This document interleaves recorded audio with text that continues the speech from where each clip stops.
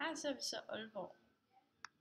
Hvis vi lige går ned på havnefronten her, så vil Simon lige fortælle lidt om Limfjordsbroen. Som I kan se her, så har vi Limfjordsbroen her. Og den blev bygget den var med den 3. marts i 1933. Og som en reaktion på børskrakket i New York, hvor også Danmark blev påvirket meget, og hvor vi var i meget finansielle problemer, og så Stauning, vores statsminister og Radikale Venstre og Venstre, besluttede sig for kanslergadeforliget, som var plan til, at vi skulle til at få mindre arbejdsløshed og mere gang i, og Limfjordsbroen var så en reaktion på den forlig. Ja. Så er det bare ham. Så drejer vi lige lidt. Bevæger vi os lige lidt længere ned mod Aalborg Hus. Havnefronten. Har du noget med? Det har sikkert. Nå. Skal vi lige finde rundt?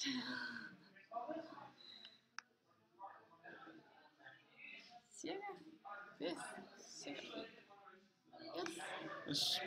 Og så næste lige Aalborg Havnefront, som for første gang rigtig blev omtalt i 1476 af kong Christian den første, som lavede et dekret, at Aalborg Havn må blive brugt til handel med andre nationer. Havnen Aalborg har altid været sådan brugt, siden den blev oprindet for mange år tilbage, som havneby, men det er først sådan i 1476, den sådan rigtig blev omtalt. Senere hen, så var det også et stort handelssted for den grønlandske søfart, som transport dertil. Og så har vi, og så i det 20. århundrede, i 7. blev det et meget stort industrielt mødested for mange forskellige virksomheder.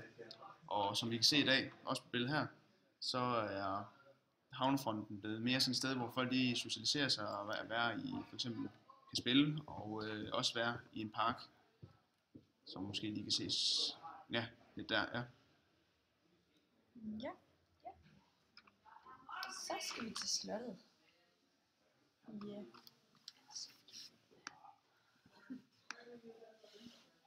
Der. Ja. Her ser vi så Aalborg Hus Slot.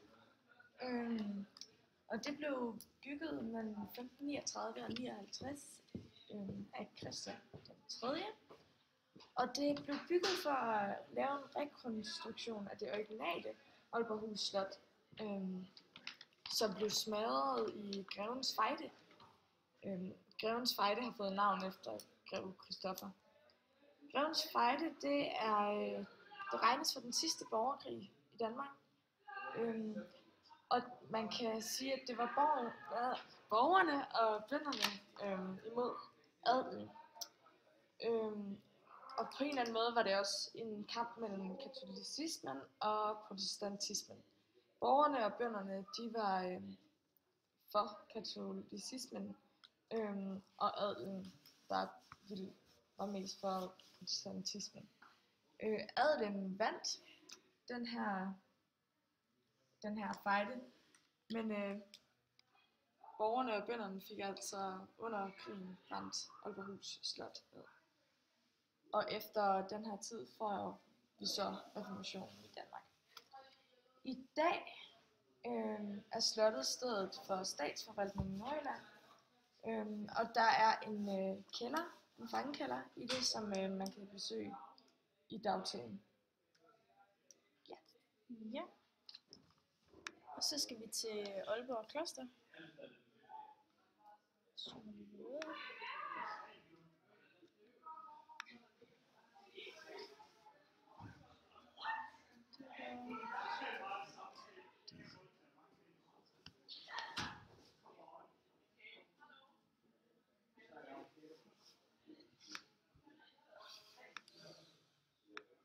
Så er der post.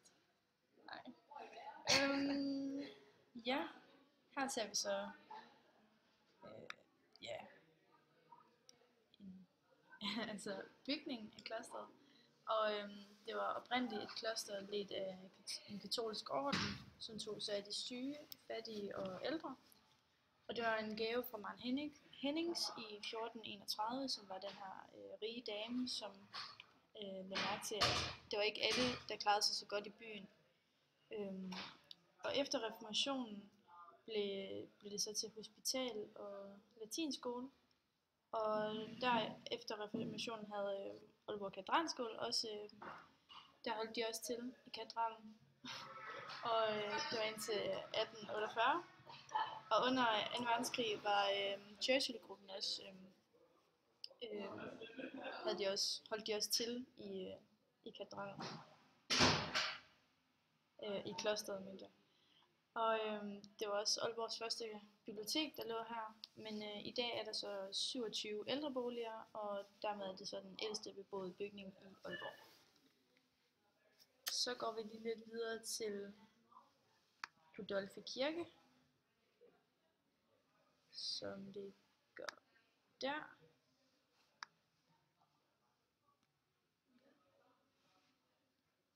Ja.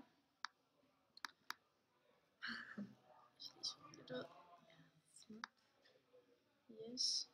Budolfi Kirke er et symbol for Aalborg. Det er meget kendt i sammenhæng med Aalborg. Og det blev først bygget i slutningen af 1300-tallet, opkaldt efter helgenen Sankt Budolfus, hvis kloster blev ødelagt af danskerne i 1870. Og faktisk var der oprindeligt 7 Budolfi-kirker i Danmark. Nu er der så kun Aalborg Budolfi-kirke tilbage. Der er nogle små Budolfi-kirker på Bornholm også, men ja, Aalborg Budolfi er den eneste domkirke, der er tilbage. Og det blev indviet som domkirke i 1554, hvor det blev besluttet, at de nye lutheranske præster, de skulle holde til i Budolfi. Fordi de gamle katolske præster, de holdt til i Børglum Kloster, og det blev så ved med efter reformationen. Og det blev renoveret i 1899, så der har været rigtig mange renoveringer siden. Der er blevet tilføjet noget hister her, har fået et spir og nogle klokker, og så var der en stor renovation i 1941-43, og der fandt man en sten fra en nedbrændt trækirke, som åbenbart lå på det tidspunkt, og det var under Knud den Stores tid, som så regerede fra 10.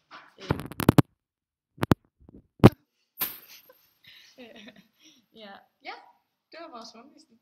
ja. Håber du det så godt.